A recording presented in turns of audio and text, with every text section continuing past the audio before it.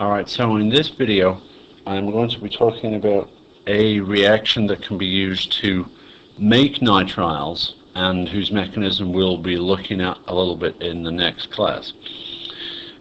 This mechanism actually involves formation of a nitrile from another functional group that we've talked about a little bit before, but one that we'll focus on more in later chapters, which is this. You guys have seen this before. This is an amide, one of the most biologically important functional groups around. So we have a 4-carbon amide there, and we can actually convert that to the corresponding nitrile, which looks like this, through what is essentially a kind of elimination reaction, because you can see we are essentially losing H2O. Now that does not mean that we're losing water, we're just losing those elements of hydrogen and oxygen. We'll lose them in a particular way that don't necessarily involve water, but that involve the reagents that we'll talk about.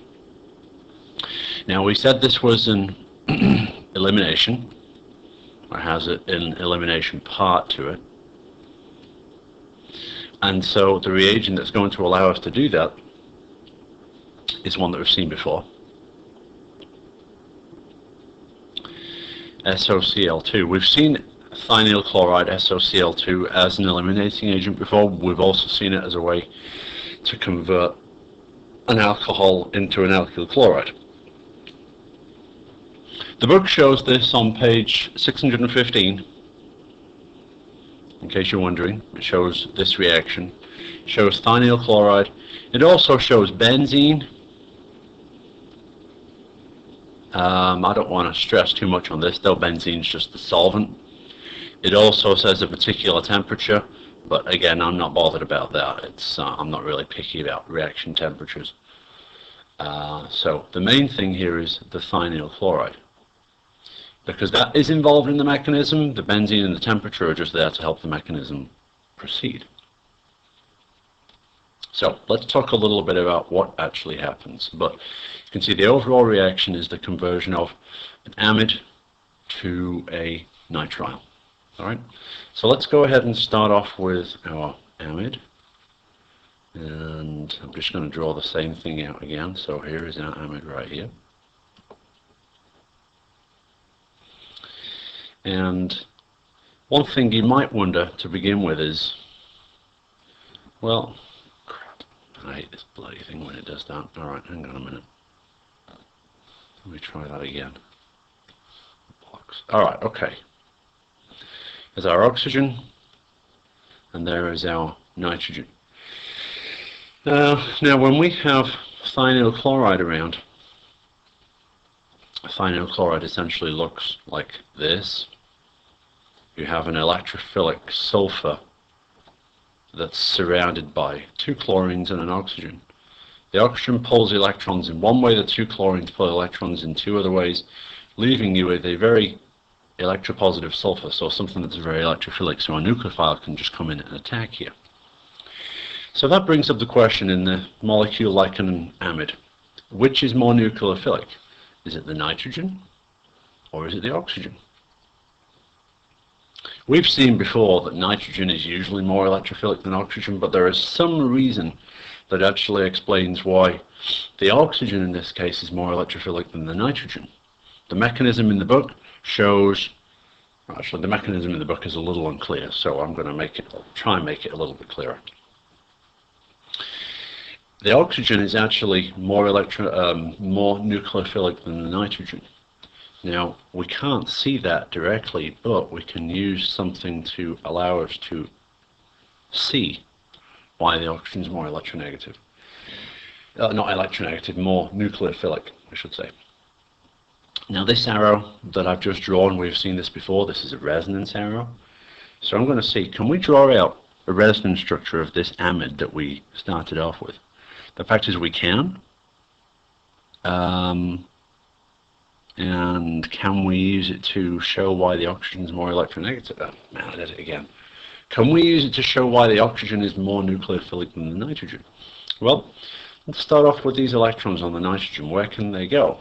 We know nitrogen can make one more bond, so it could go into this carbon-nitrogen bond. And if that happens, you've got a Texas carbon here, so this pi bond on the oxygen can break. And when you redraw this out, we still have our 4 carbons. Now we have the nitrogen with the 2 hydrogens on it, because of that it has a plus charge. Alright. And now the oxygen doesn't have 2 lone pairs on it anymore, it's got 3. And because of that, it's got a minus charge. And that is the reason why in an amide, the oxygen is more nucleophilic than the nitrogen. Because you can shift through resonance those electron pairs onto the oxygen. Try and do it the other way with electrons coming down from here. You can't do that because then you've got to break a sigma bond, and that isn't going to happen.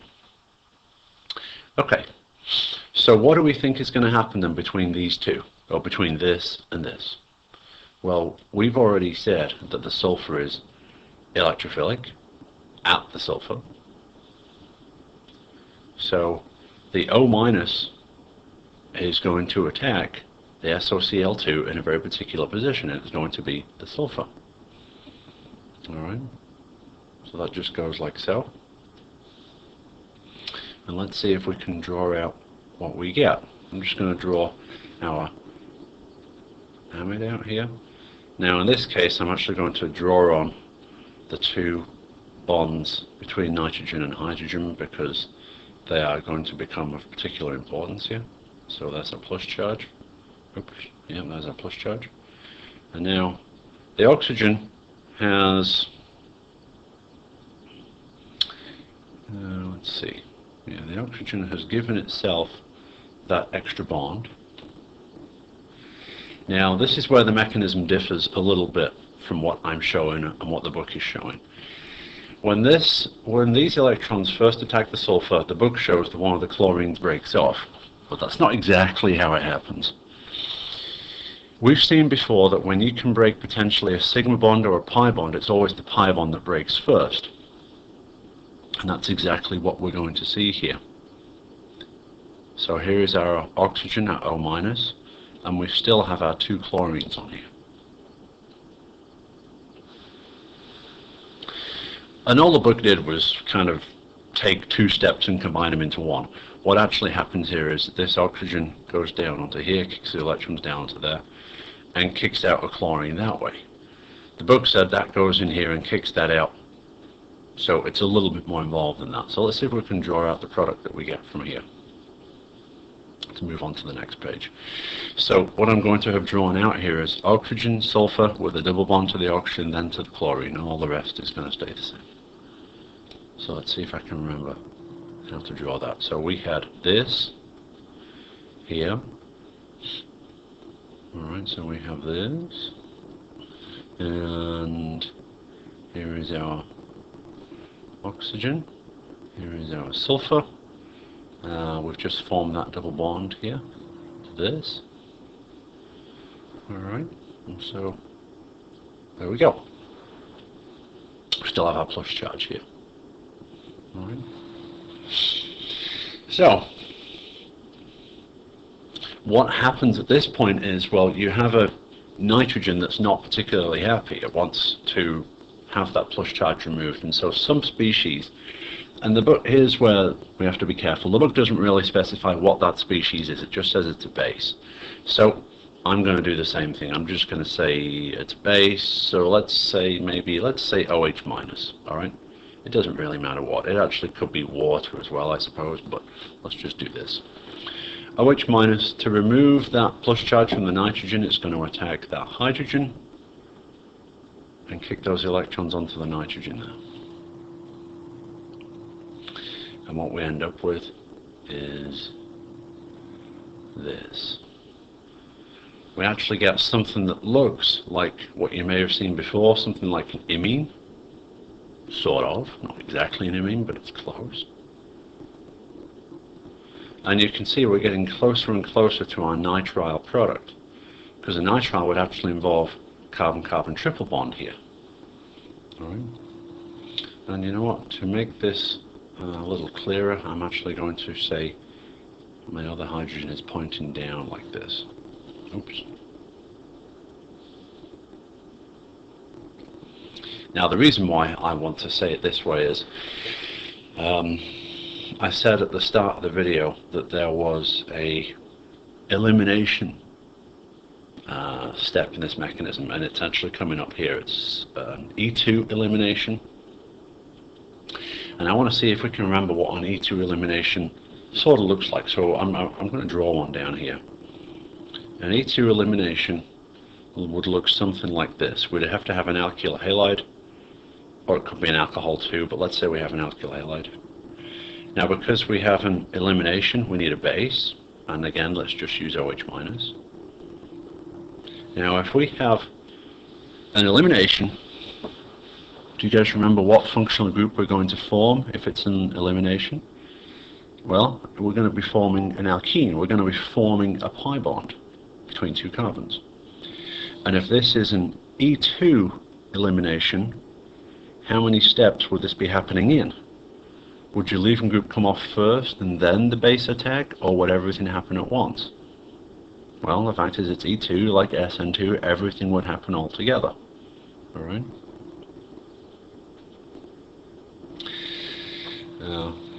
And so for that reason, it's probably better if we actually have this as a hydrogen here, so this then becomes secondary.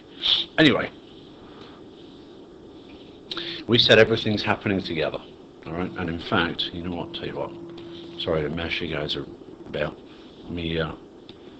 Let me put my hydrogen down here. I'm going to have that as a carbon. I'm going to put my hydrogen here. So, base is going to grab that hydrogen. This carbon-hydrogen bond breaks, kicks those electrons into that carbon-carbon bond, and this can only occur if there's a leaving group that can leave, which is this. And that is an E2 elimination. Base attacking, double bond forming, and leaving group leaving all at the same time. E2, one step. So we're going to make that analogy to what we have up here. If we have some more base lying around, and let's just say that it's water that we've just formed. Alright, in our last step. Can we draw out some sort of corresponding E2 elimination step that looks like this, that allows us to form our nitrile? Well, let's see what we can do. The base attacks the hydrogen. The carbon-hydrogen bond here broke, forming a pi bond. The same is going to happen here, except it's going to be a hydrogen-nitrogen bond. It's going to break. It's going to form a pi bond, but there's already a pi bond here. So essentially it's going to form another pi bond.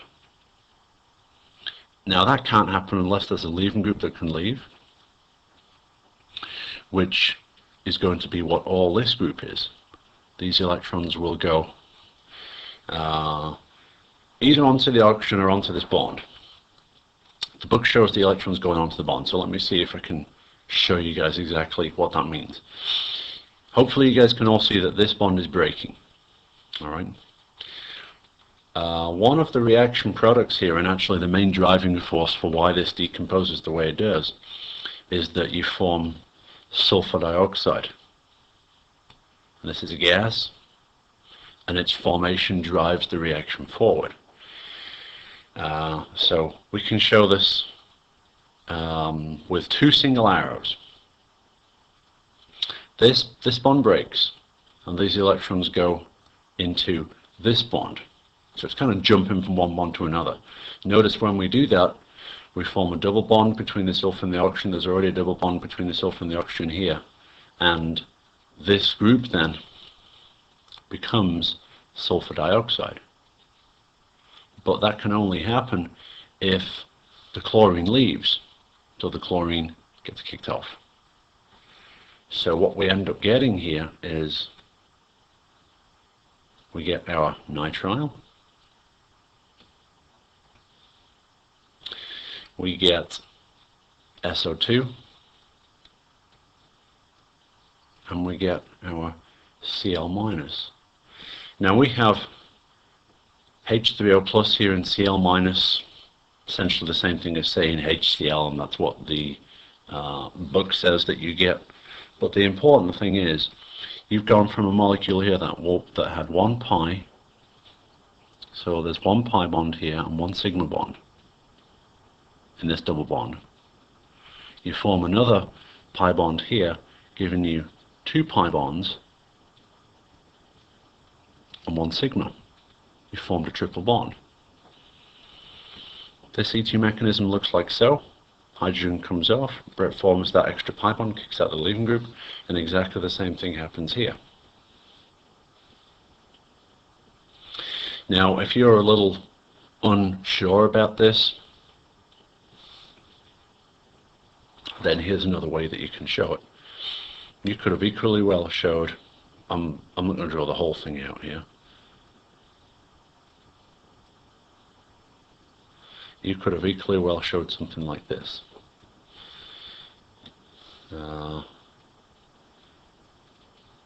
Those electrons come into here. You can kick those electrons onto the oxygen instead, but just remember that if you do, just erase this, if you do, you get your nitrile here, and what you end up with is something that looks like this. There's a minus here. And then you can just do the arrows that happen here. That goes into there and kicks that out. Ultimately, it gets you to the same product. Anyway, that overall is the mechanism for the dehydration of, or elimination I should say, of an amide to form a nitrile. Alright?